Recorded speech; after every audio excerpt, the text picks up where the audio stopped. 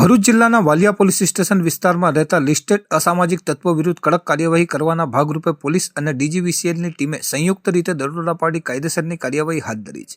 ગુજરાત રાજ્યના પોલીસ મહાનિર્દેશક અને મુખ્ય પોલીસ અધિકારીશ્રીની સૂચના મુજબ વડોદરા વિભાગના પોલીસ મહાનિરીક્ષક શ્રી રણદીપસિંહ, ભરૂચ જિલ્લા પોલીસ અધિક્ષક અક્ષયરાજ મકવાણાના મદદનીશ પોલીસ અધિક્ષક ઝઘડિયા વિભાગ અજયકુમાર મીણાના માર્ગદર્શન હેઠળ આ ઝુંબેશ ચલાવવામાં આવી રહી છે. વાલિયા પોલીસ સ્ટેશનના પોલીસ ઇન્સ્પેક્ટર MB તોમર દ્વારા તૈયાર કરાયેલ યાદીના આધારે સબ ઇન્સ્પેક્ટર KB ડોડિયા અને તેમની ટીમે ડીજીવીસીએલના અધિકારીઓને સાથે રાખી નામચીન ગુનેગારોના ઘરે વીજ જોડાણની તપાસ કરી હતી.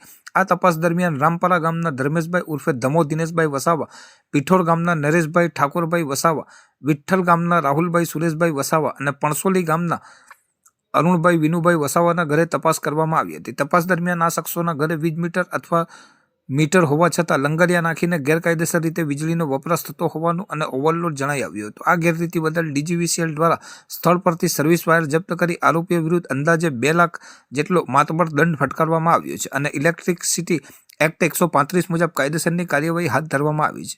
નોંધનીય છે કે આ ચારેય અસામાજિક તત્વો ગુનાહિત ઇતિહાસ ધરાવે છે. ધર્મેશ ઉર્ફે ધમો વિરુદ્ધ લૂંટ અને ચોરી જેવા 5 ગુના, નરેશ વસાવા વિરુદ્ધ પ્રોહિબિશનના 3 ગુના, રાહુલ વસાવા વિરુદ્ધ રાજ્યના વિવિધ પોલીસ સ્ટેશનોમાં દારૂના 9 જેટલા ગુના અને અરુણ વસાવા વિરુદ્ધ નવી BNS કલમો હેઠળ વર્ષ 2024-25 દરમિયાન ચોરી અને મારામારીના 4 ગુનાઓ નોંધાયા છે. ભરૂચ જિલ્લા પોલીસ દ્વારા સ્પષ્ટ કરવામાં આવ્યું છે કે અસામાજિક તત્વો વિરુદ્ધ ભવિષ્યમાં પણ આવી કડક કાર્યવાહી ચાલુ રહેશે, જેથી જિલ્લામાં કાયદો અને વ્યવસ્થા જળવાઈ રહે.